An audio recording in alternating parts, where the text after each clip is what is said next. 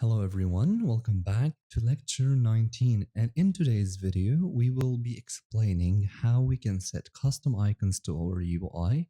Remember, in the last episode we learned how to customize our or how to style our UI. In this video we are going to learn the custom icons, how we can import them. We are going to also learn how to use Lua binding as well as converting UXML to Lua and make it function and also add UI communication.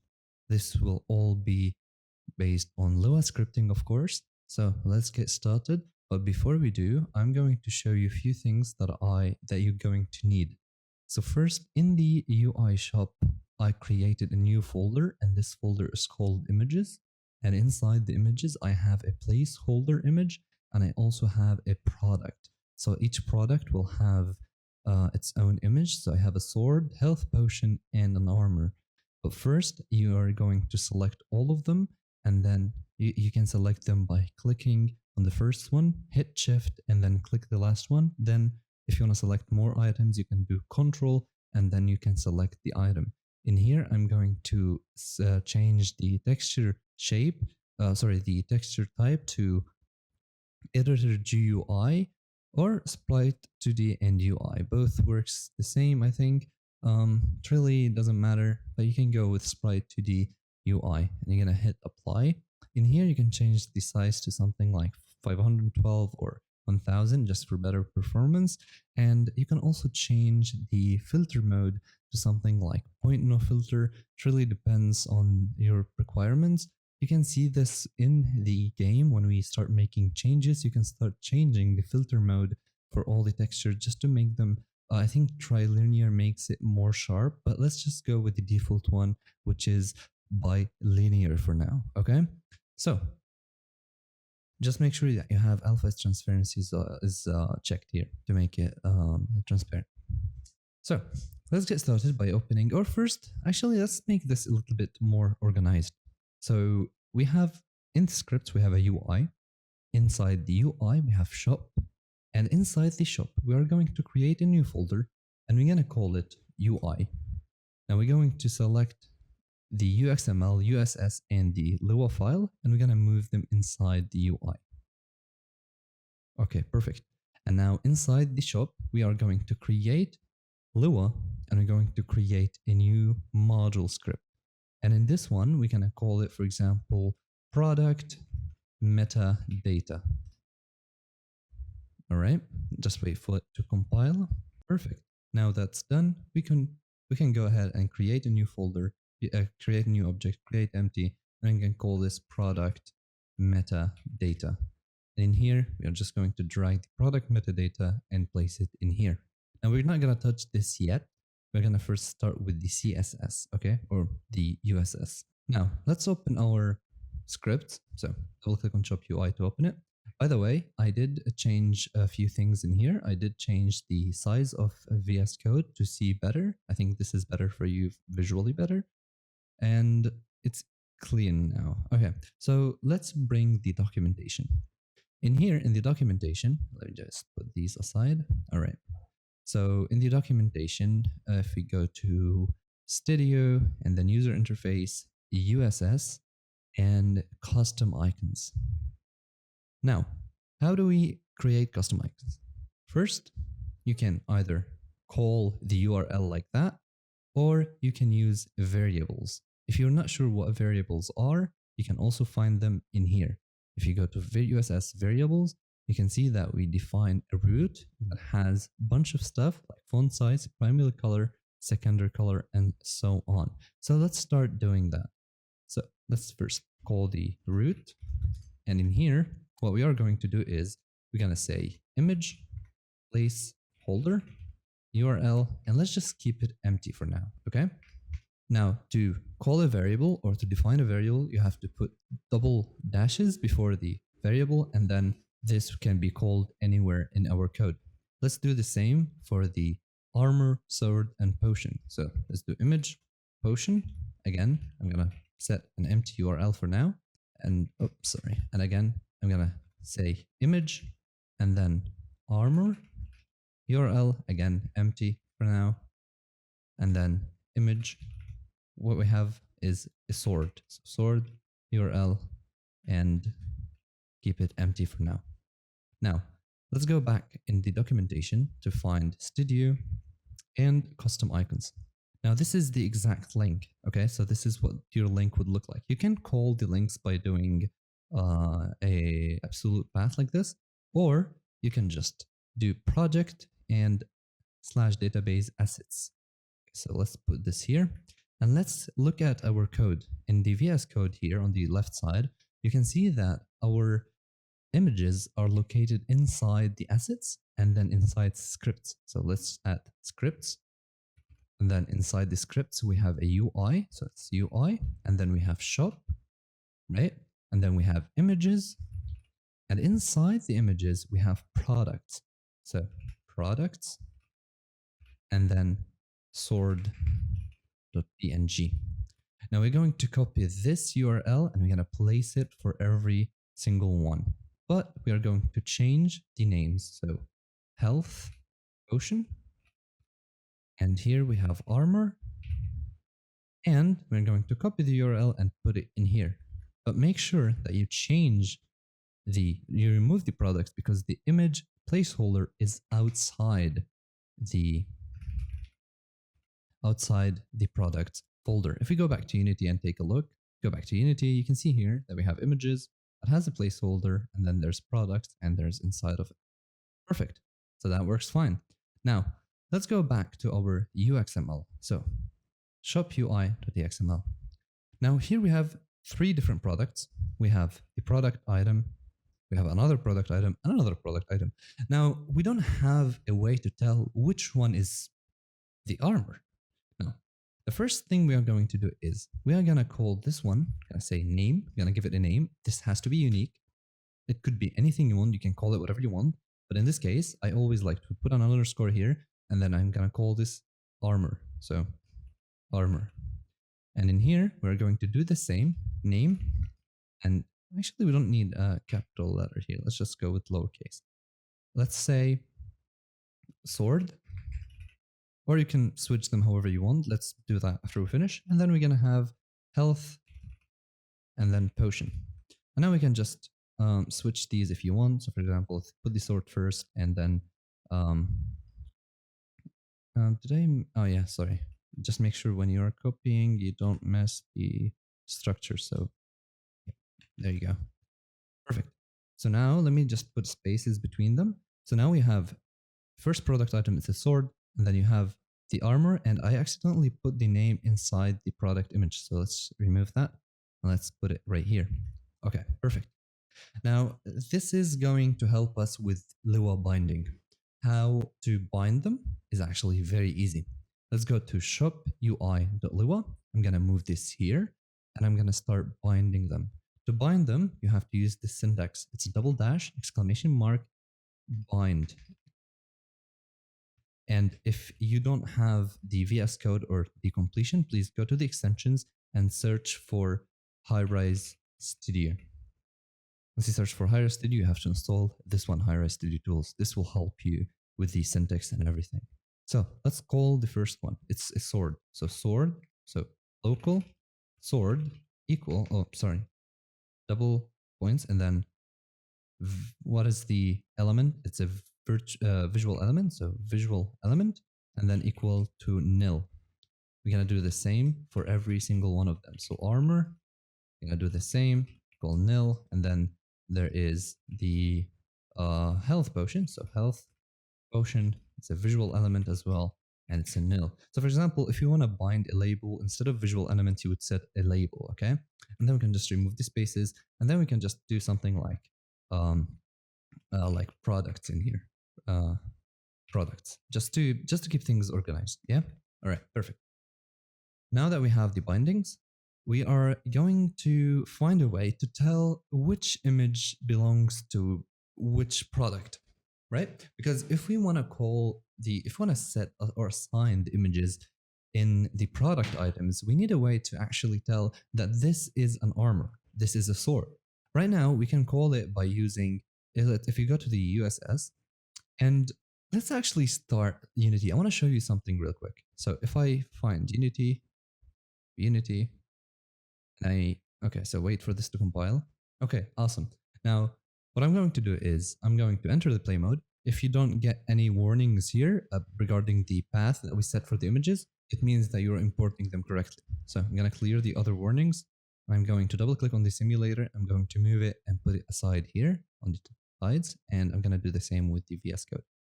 Perfect. Now, let me show you. In this might get a little bit messy. Actually, we don't need the shop.lua anymore. So I'm going to move the USS in here. And I'm going to keep the UXML up top. Now, we do have names for each product item. And we also have, if we search here product item, we do have a product item. But we don't have an image. Instead, we are calling the image like that, and we are giving it a Unity image. Let's see what happens if we remove the Unity image from here. Save, go to Unity, and it's gone.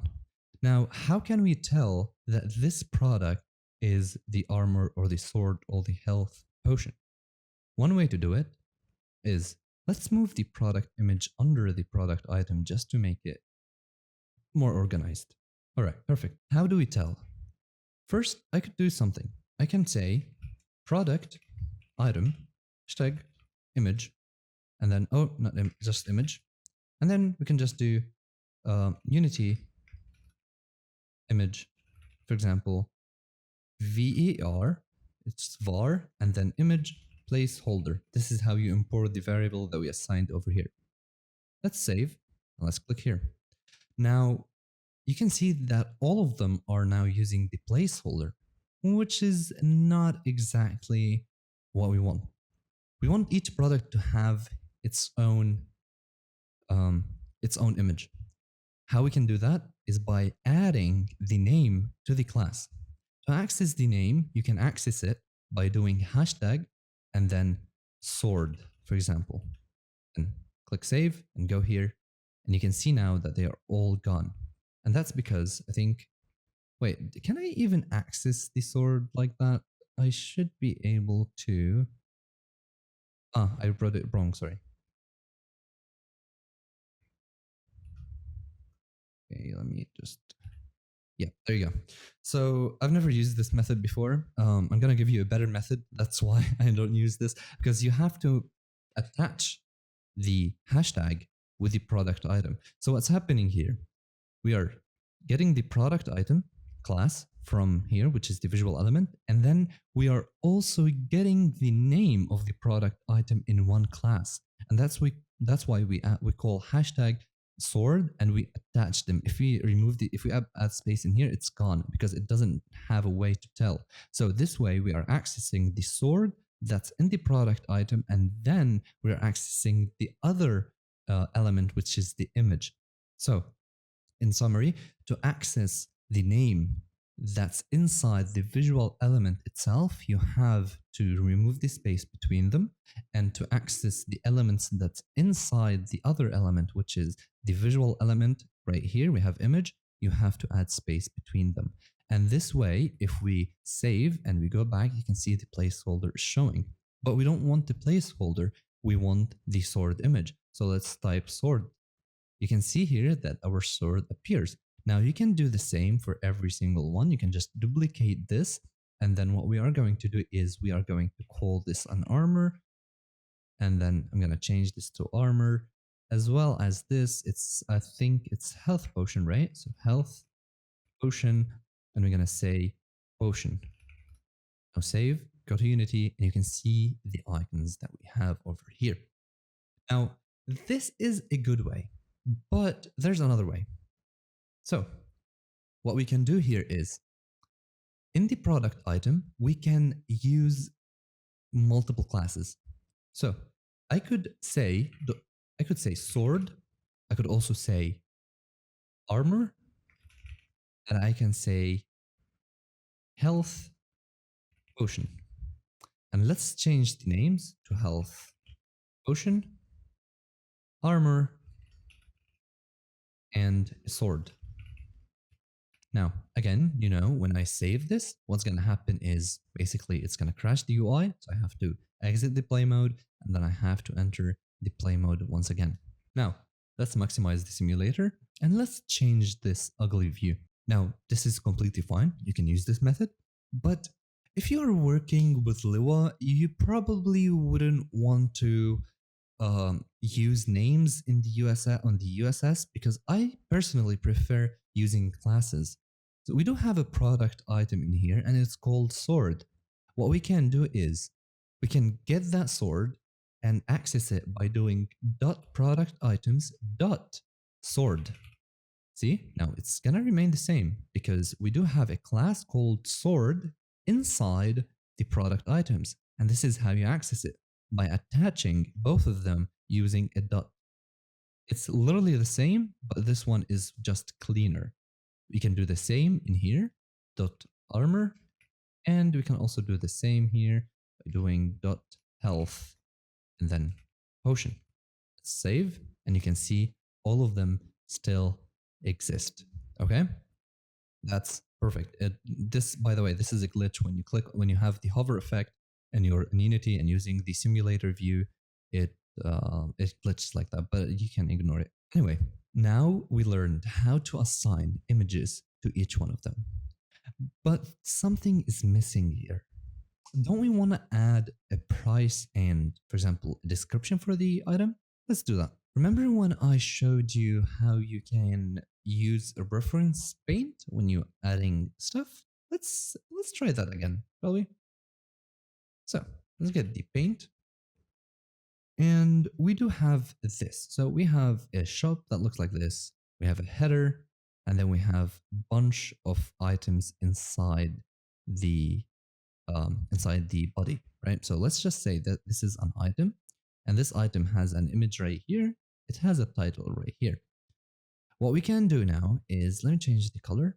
What we can do is separate the image from this. So this entire box would have its own visual elements that will hold the title and the description and the price. Does that make sense? Perfect. But what if we just create the price outside this element? So the price itself is alone, and then we have the image, then the other element which holds the image and the description, or the name and the description. Let's try that. In here, what we are going to do first is we're going to leave the image as it is, and then we are going to create another element. So this element would be called, for example, we can call it product info. And in the product info, what we are going to do is we are going to move the product name and we're going to put it right here. And we are also going to set another label, and that label would be the product and then a description or caption. So let's just say description. It's just short. So let's just autocomplete what we have here, and let's do the same for the other ones. So visual element class and then product info. And this is actually a good way to use it. This is why I use Copilot. It doesn't do the job for you, except it does autocomplete for you, which is exactly what we want. Just makes things faster, easier. So let's do visual element again, class, and the product info, and close it, and then remove this right here. So what do we have now is a product image, a product info, product name, and product description inside the product info. So now whatever inside the product info will not rely on this visual element. Instead, it will rely on the product info itself. Does that make sense? Okay. I know it's getting a little bit complicated, but if you repeat the video again, you might understand it better. Now, we want to add a price. We could add a price inside the product info, but we want the price to appear on the right side. Right? So if we put it inside the product info, what would happen? Let's see. Let's bring back the paint. And let's say that we have a product info, a product item that look like this, right? The image is going to be in red. So this is the image, correct? And then the other element, which is the product info, would be like this. Right? And then we have a description and a title. So this is the title and this is description. But we want the title to be above the description. If we add price, how are we going to set the price right here if we are going to use a flex direction column? Because if you want to put them in a vertical view, remember we learned that we need to use flex direction column. Instead, what we can do is we can set this entire, so let's just say, change the color, this entire product item, so this whole product item will have a view that's in a row. So now the image is here and followed by the product info and then followed by the price. And inside the product info that holds the title and the description will have a vertical view. Does that make sense? I think that makes a perfect example. Let's try that. So let's put another visual element here, and this one we're gonna call it a purchase button. And in here, I'm gonna close this. By the way, I did use a visual element and I didn't use a button. And that's because if you use a button or a Highrise UI button, it will apply classes that Highrise uses, but I want to create my own. So let's just create our own. Let's use a visual element instead. Inside the purchase button, we are going to have a label, and that label would be called button text. And let's call this purchase and or buy, and let's just set the price. So let's say, for example, 50, right? 50 gold. We don't want this to be long because we're going to have a description. So let's just say, for now, buy $50, okay? We can add an image to the icon for the price, but we are going to ignore that just for now. Now this, we can copy this visual element and we can place it under the product info for every single one of them. So perfect. Now, you know, if we save and we go back to Unity, it's going to break the UI. So again, we'll have to exit the play mode and enter the play mode again. All right, let's enter the play mode again and let's see the mess that we have.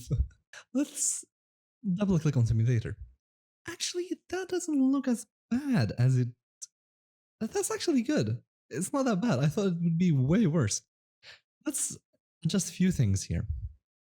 So, first things first, in the USS, we do have a product info. So we need to access that product info. Let's access it under the image because, why do I do this? Because right now we have a product item. First, we have a product list. This is the list. Then we have a product item. This is the product item. And then we have images for each product item. And then we have the image class. What you can do is move this image class above just for organization. And then you could have a product name, which comes after, but what comes before the product name? It's the product info that we just created. So let's go ahead and say product info and keep it empty for now. And then we have a product description. So product description, right? Perfect. The product info now, if we set a background color to something like green, what would happen? Okay, now there's something wrong about this. You see how this product info has different width on different items, and that's because it's taking the width of the actual description. But we don't want that. And the buy button is just a text that says buy, and it's very messy. So let's fix that. Let's access the button first. So let's go with the button and do purchase button, and let's set a background color to red. Now, if we save, you can see that the button is not very great. We need to push this to the right. How do we do it? Remember this image right here? We did say that we have the entire product item is set in a row. So what do we do in this case? We find the product item and we do something called justify content space between, if I'm not mistaken. There you go. Now there is a space between each, there's an even space between each element inside the product item. But the sword and the armor and the health potion are in the middle, and we don't want that. So let's fix it. First, let's make the image a little bit bigger and find the image right here. Let's just try something like 60 pixel. That's a little bit better, right? Okay, so let's start by adjusting the buy button. Let's first add a border radius to something like 5 pixels. Perfect. Let's set a width and a height to, that's too much. Let's remove the width to set something like 60 pixels. Does this hold the text? Let's do something like 65 pixels. All right. Now let's align the items to center and let's make the text centered. So justify content center and then unity text align middle center. Save. There you go. It moved a little bit up. And let's remove the hover effect for now. You can actually remove it by just adding comments like this. It's a / and then the star. Okay, sorry, it's a / then star. Like, okay, there you go. So we removed it just to fix the layout issue right now. Now let's move this green box, which is the product info, to the left. Now it's margin right, I think. Auto. Bear with me. There you go. It's margin right. Sorry, it's not margin left. So it's margin right auto, and that's because we don't want to push, we want to push the items from the right all the way to the left. So when you set a margin right auto, it will automatically calculate the distance between the product info and the buy button. Okay, does that make sense? So now we can get rid of the background color, but what if we want to change the space between the title and the description? Also, if you notice something, now the name or the title and the description are too close to the image. And why is that? That's because before what we did is we added a margin left to the product name. And now the margin left is applied to this green box. Because look, if we remove the margin left, it's back to normal. Instead, what we are going to do is we're going to set the margin on the entire box. So let's go ahead and say margin left. And we're going to say something like 2 or 5 pixels. Let's try 5 pixels. Perfect. Now it moved. Now, what if we want to set a padding to make them align with the image? What we can do is we can say padding. Now, the padding will not matter on the left and the right side. That's because we did add a margin to the product info. But let me just show you. What if we do padding to 5 pixel and we remove the margin? That's perfect. You see this, the space on here is still, it remains the same, and that's because we added the padding inside the box. So this is what padding is. Let me show you. So let's say we have this box right here. We have this box right here. Now, the outside, these areas right here are called margins. And everything that's inside is called the padding. So let's say if we put a padding 5 pixel, the content that's inside the box will be pushed inside, okay? And the content that are outside the box, if we set a margin, will be pushed. So for example, let's say we put a margin left to something like 5 pixel, this arrow would push this content to from the left to the right, and the opposite. Same goes from above and the bottom. Does that make sense? Okay. So now that we added the padding, I don't really like the padding on top and the bottom. So what we can do in this situation, we can revert the margin to something like 5 pixels. Perfect. And let's get rid of the green background. And let's set a height to 100%. What's going to happen? Perfect. Nothing happens. And that's because the background color, let's say green again. And that's because the height is now taking the entire height of the product info or the product item. Okay, perfect. Now the buy button, let's make it a 40 pixels. That's perfect. And actually, I do like the red background. You can keep it, but you can also change it to something like RGBA 0.5 or something like that, just to make it match the image. But you can see the text is too close to the edges. What we can do now is we can do add a padding on both left and right, but we don't want top and bottom. And this is why, because it will just make it way bigger. So let's go ahead and say padding 0 with 5 pixel on the left and the right. Okay, perfect. Now, the width, let's try something like 70 pixels. Okay, that's better. Now, the product description. Now, sometimes we do have this very long description, and there's a way to fix it.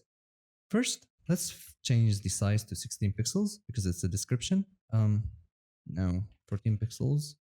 14 pixels. And let's also set the white space space to normal. And let's also set the flex grow to 1.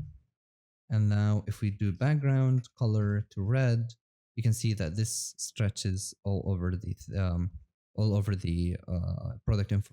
Now there's also one more thing. We want the green box to take the entire width of the screen, but we don't want it to affect the buy button, because if I set the width to 100% for the product info, look what's going to happen. So let's say width 100%. See, we don't want that. That's a little bit ugly, right? It's very ugly, actually. Ah, my bad. I was messing up because of the flex wrap. And that was probably gonna take me hours to figure, and thank God I did figure it really quick. The issue that we had with the product item is that we set the flex to wrap. When it's set to wrap, it would just wrap the items when there's no empty space. So let's remove the flex wrap. And we can set the width here to 100, but it will be automatically set to 100. But there's an issue with the image. Look how the image now is shrinking. What we can do is we can find the image, and I believe if we set to shrink to 0, it will not shrink it. But did I write this wrong? Flex shrink, yeah. Flex shrink.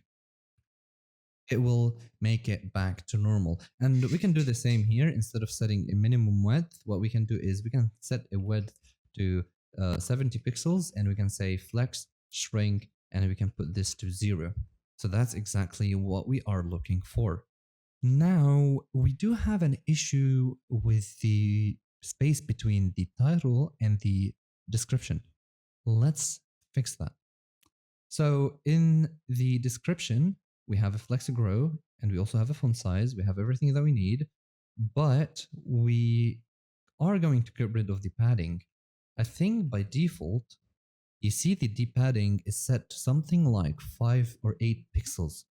To tell what the padding is by default, let's remove the padding from here, and let's right click on the simulator, and let's open something called UI tool kit debugger. And we are going to bring this here.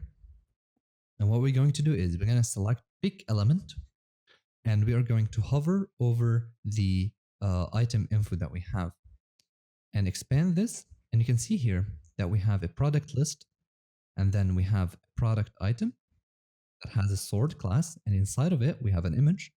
Then we have a product info, purchase button, and inside the product info we have a label, and we have another label for the description, and same goes for the purchase button. And what you can do here is actually play around with the styles instead of writing them. You can click on the product info, you can click show all, and you can change a lot of things here. Look, you can change the background color, and you can change every single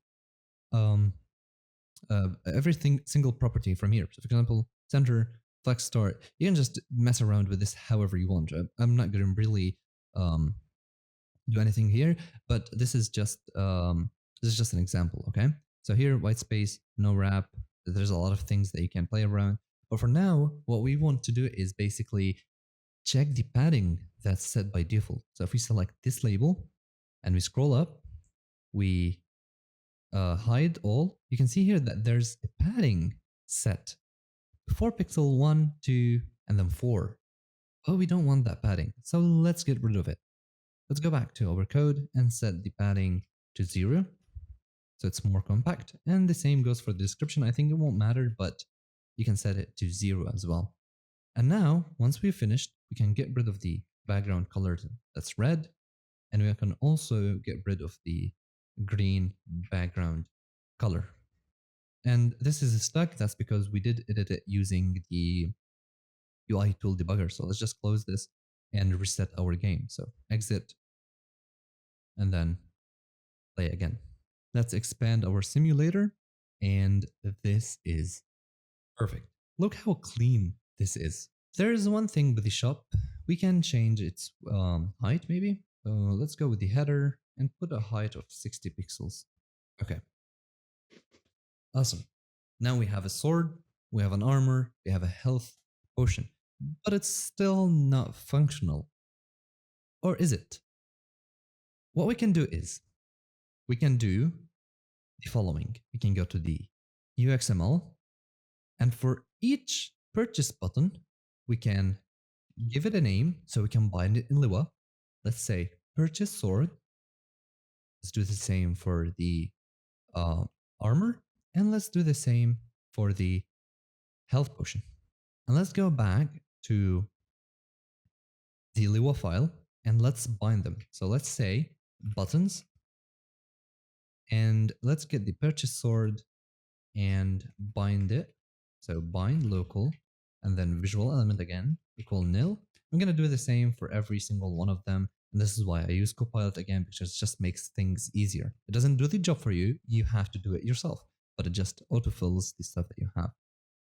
Now that we have them binded, what we can do is we can register a callback, and that callback would work when we click that button. How do we do that? Is by doing purchase sword and then semicolons, register, press callback, which takes a function, and we end the function right here. This is basically the structure on how to add an event for the register press callback. And in here, what we are going to do is we're going to print that the sword has been purchased. And we're going to do the same thing for every single one of them. So let's just let Copilot do it for us. Again, purchase armor, register, press callback, and then the armor has been purchased. The health potion has been purchased. And to make things a little bit better, or actually you don't have to, because when you register press callback, it will automatically, if I do true, if I do here add extra true, true, true, this will give me a red line, which means that it's not a recognized with VS Code, but this is an actual method. If you do true, this will enable haptics, and if you do true, this will enable press effect and other stuff. But I think it's enabled by default, so we can just remove that for now. And let's exit the play mode and enter the play mode again to see the changes. Awesome. So now in the play mode again, let's expand the simulator.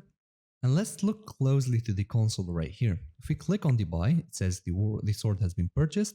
If we click on the buy, it says the armor has been purchased. And then if you click on the other buy, it says the health potion has been purchased.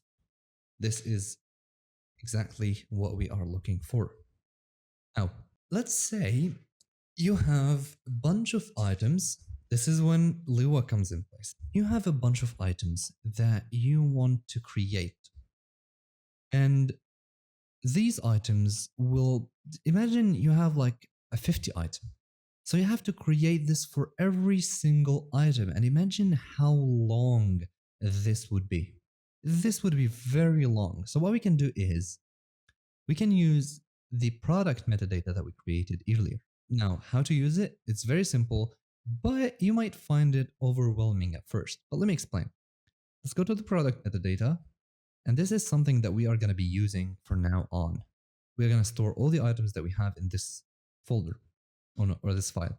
So first, let's add a serialized field for the images. We have 3 images, so we need a table to add the serialized field, right? So let's say local product item, product images or icons. It's going to be a table that contains strings, or sorry, it's texture. So texture, and it's going to be nil. We're going to do the same for the placeholder. So we can do serialized field local placeholder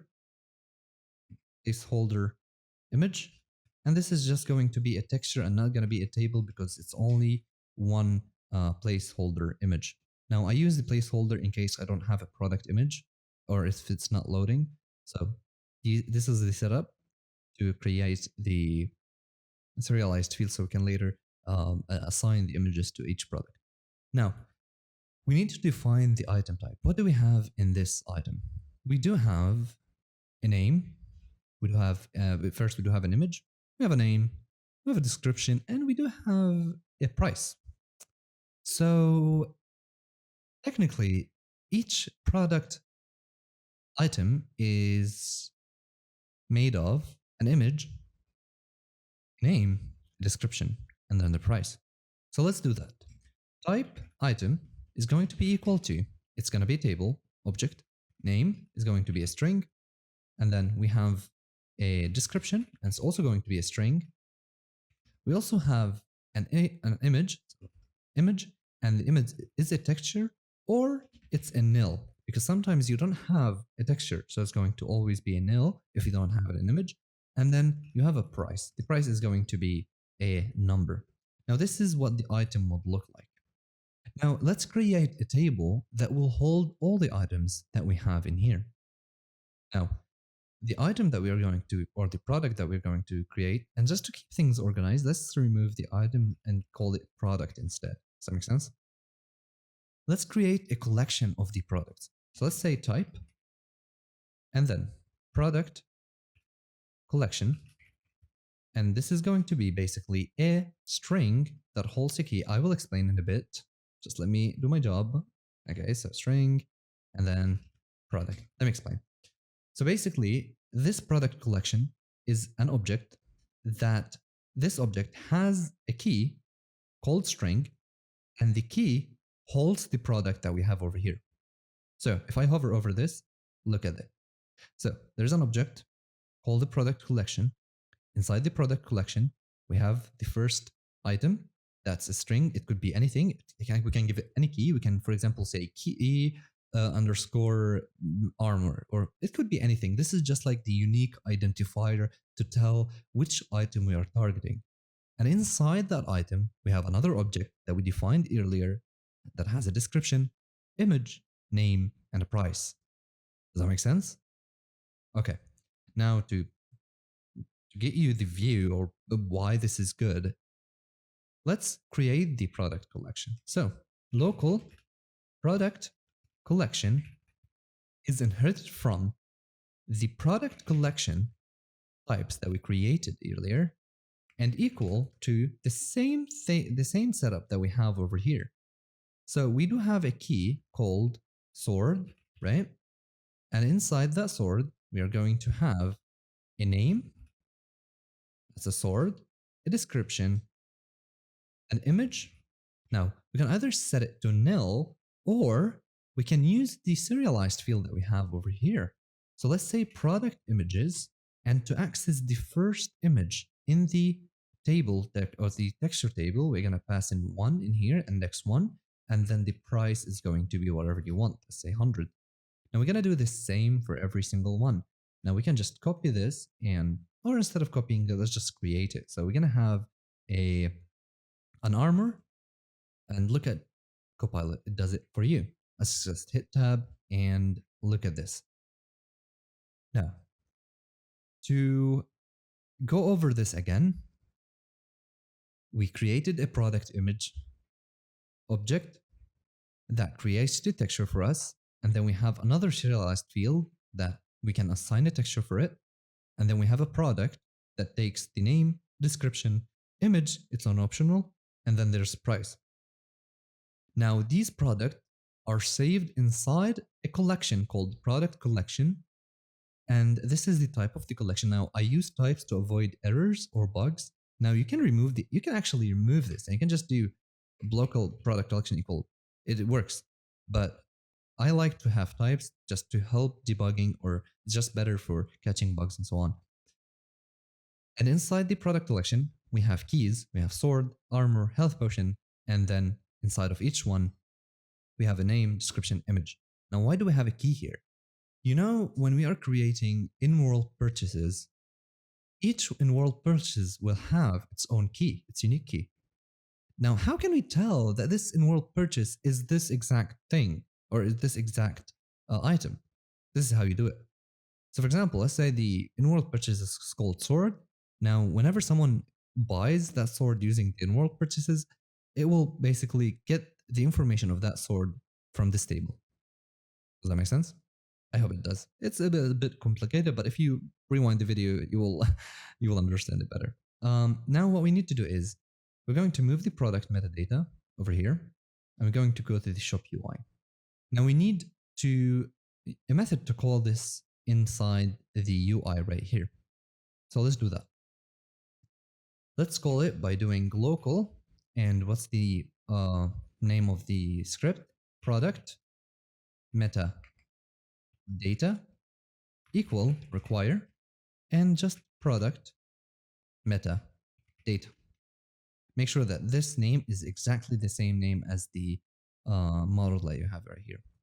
Now let's exit the play mode and wait for it to compile. Perfect. Now that it compiled, we need to maximize the Unity.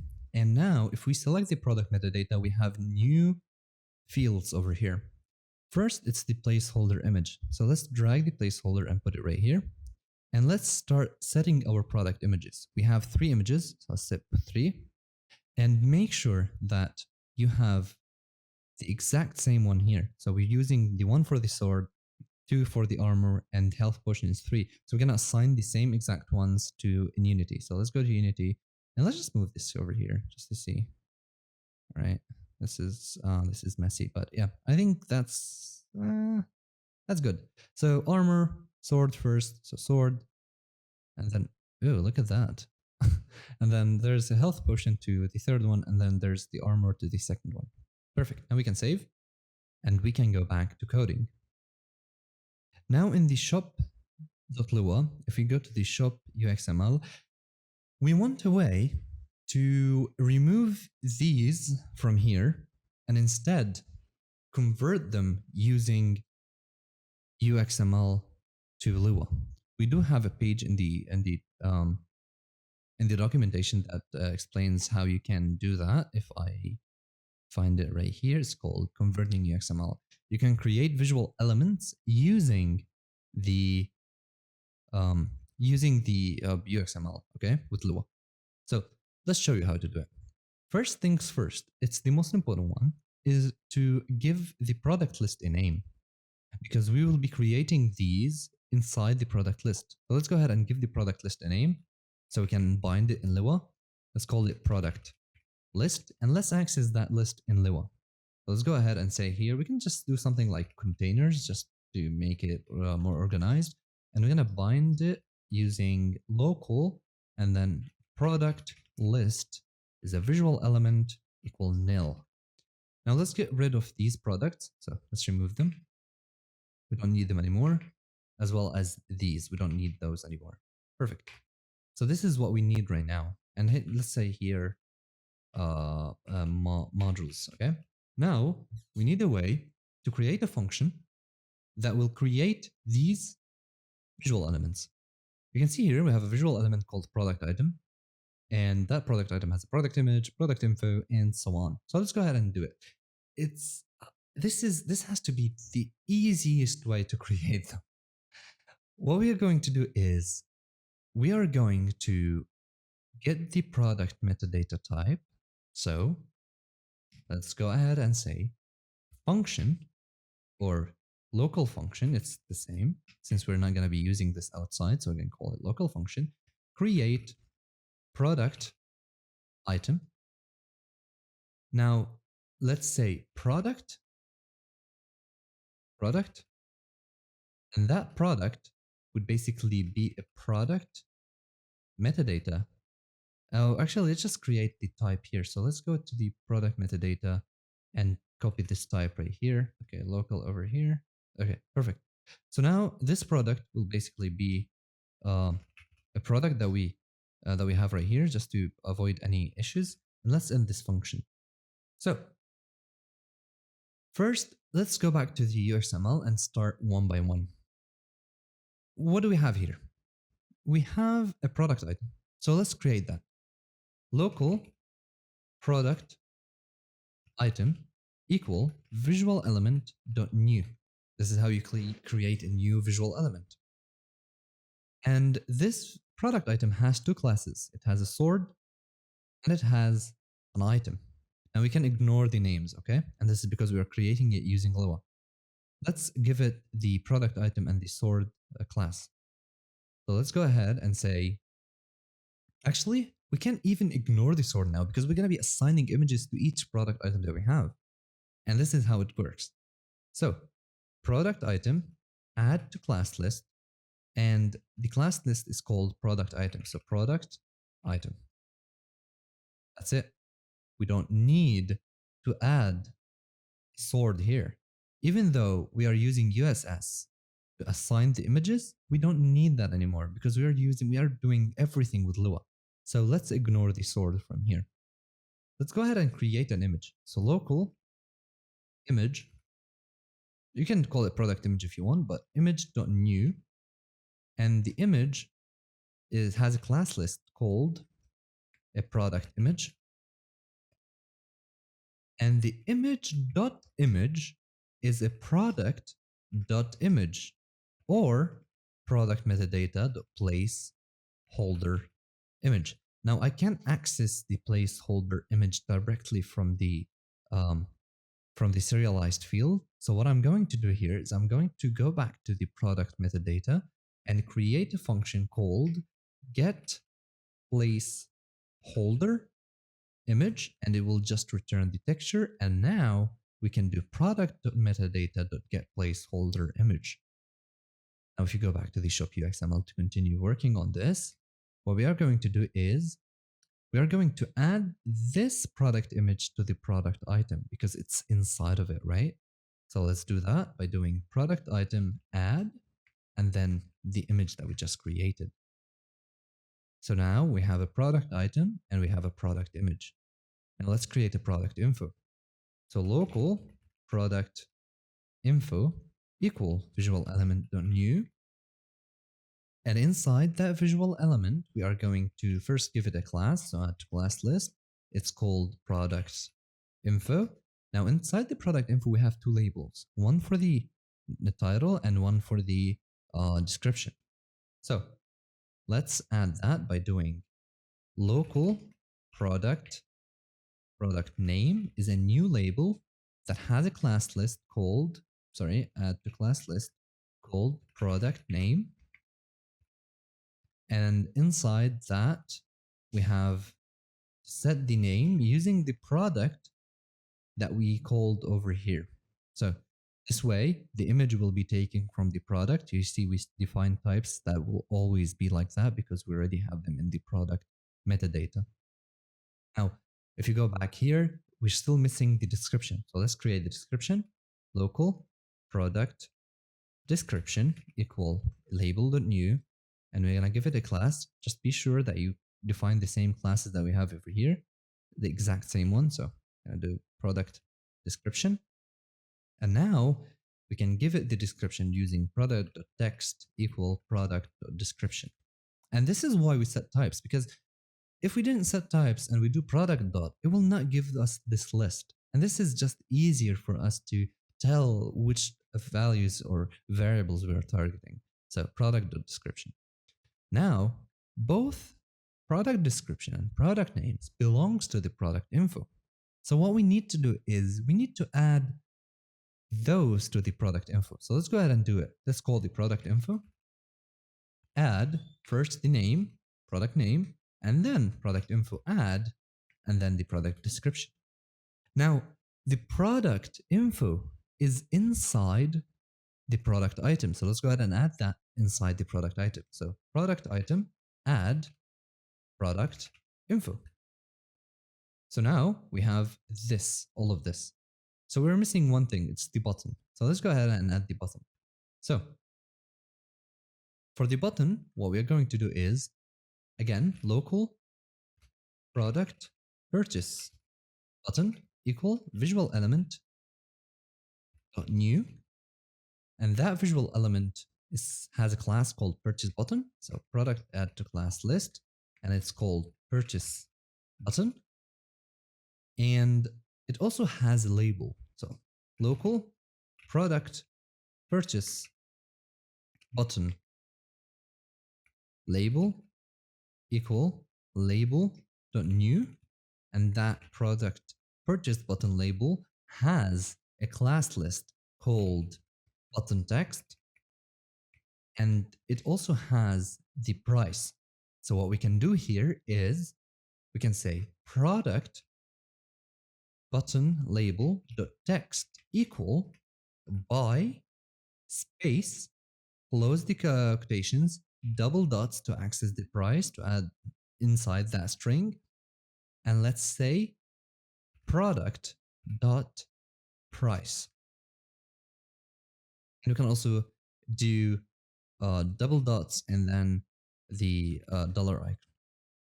Now this label is inside the purchase button, so let's add it inside. Let's do product purchase button add and then product purchase button label. Awesome.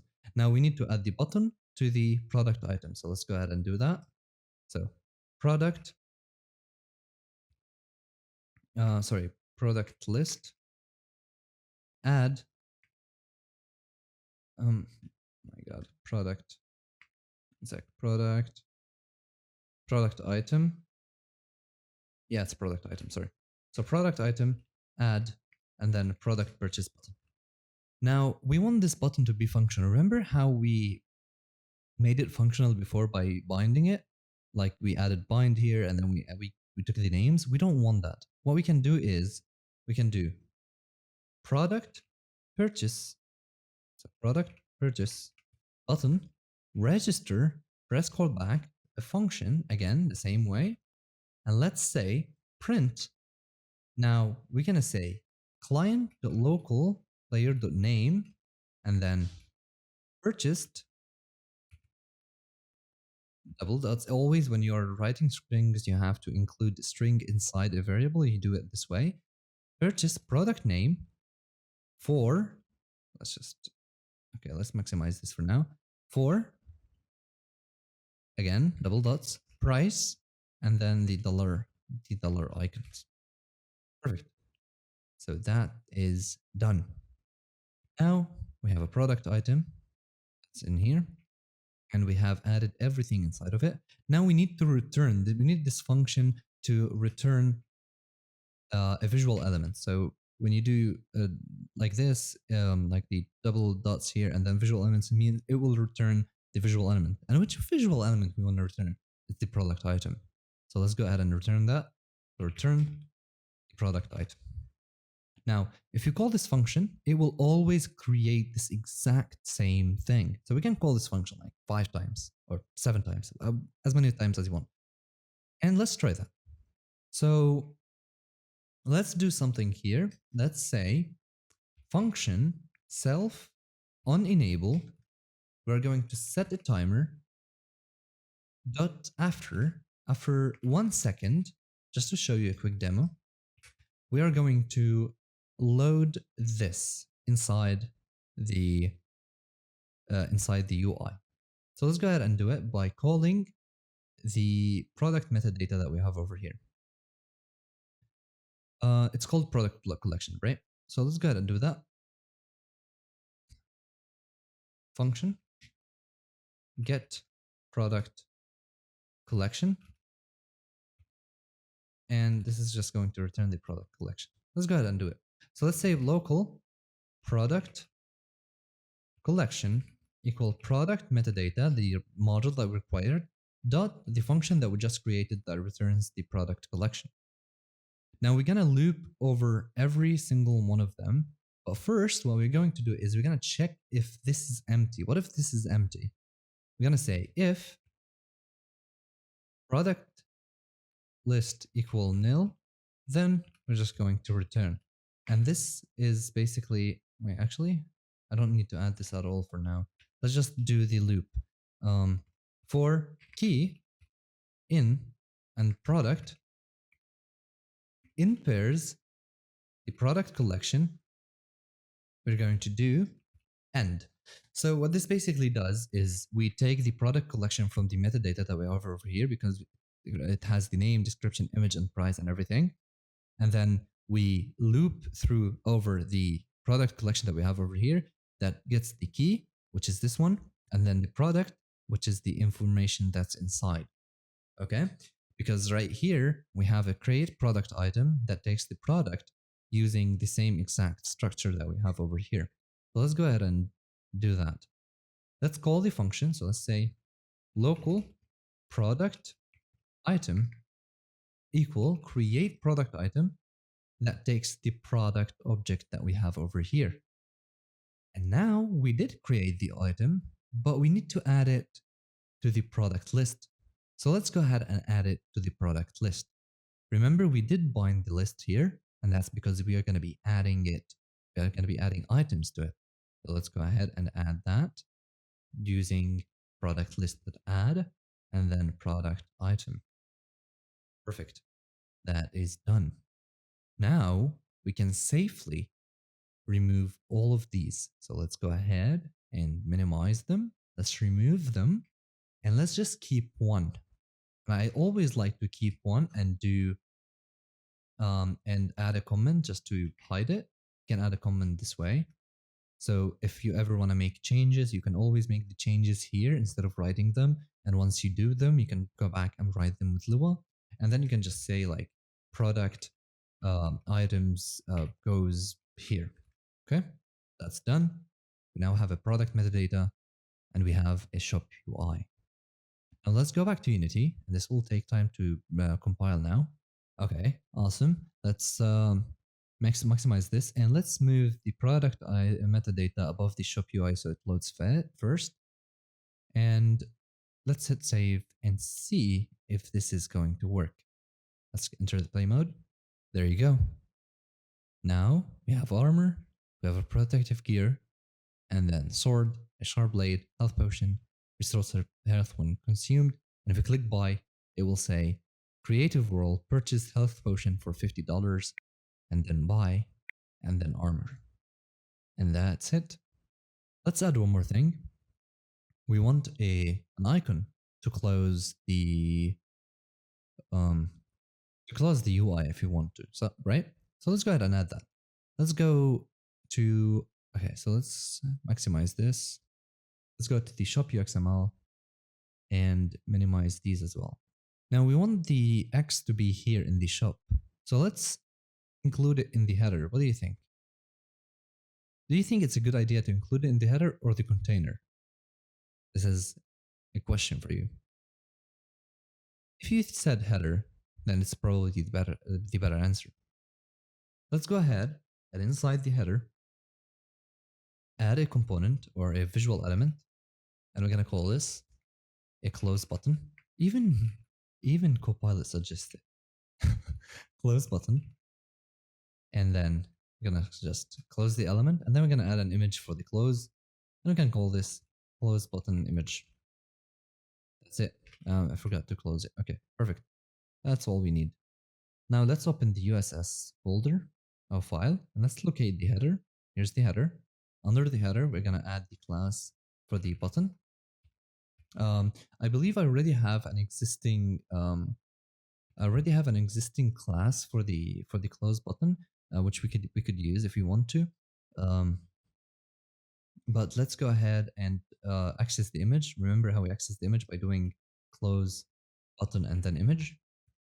When you do images like this, this will basically access all the images. Look, it will just basically change the design. Oh, sorry, I forgot that I added a new XML, but it will basically override all the images.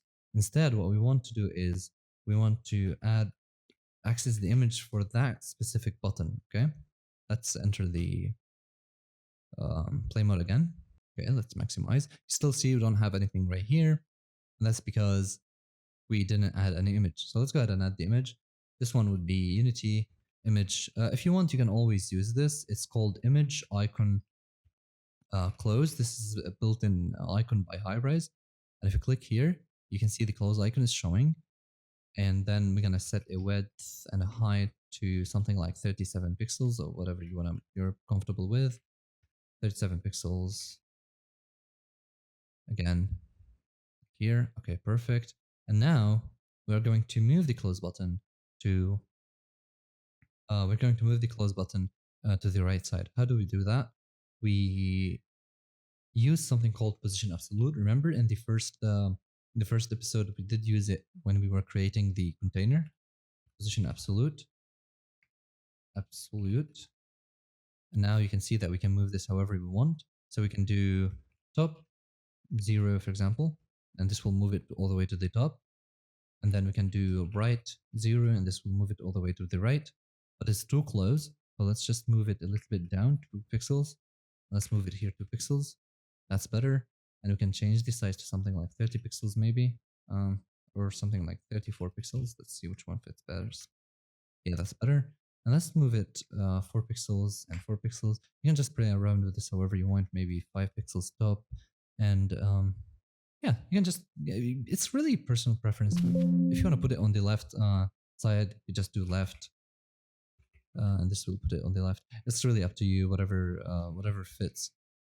And now there's one more thing that I forgot to add is if I go to the header and I check the background, it might overlap the X and it might not be clickable. So when you are working with the header, always do something called picking mode. Set it to ignore. If you set this to ignore, it will ignore if we click on the header. Instead, it will always register the X button. And now that we have a close button, we can bind it in Lua to make it work. So let's bind that button in here. So bind local close button. It's going to be a visual element and it's called nil. Let's scroll all the way down or before the on enable function. And let's say button, close button, register press callback function. And in here, to close this UI, what we can do is self.gameObject set active to false, because we basically want to just close the UI. Now let's click here, it's going to be gone. Let's exit play mode. Let's enter the play mode once again. So entering the play mode, let's maximize this. You can see we have a close button. For example, if I click here, it will close it. You can see here that it's hidden. If I click on Shop UI, enable it again. Oh, see what happened here?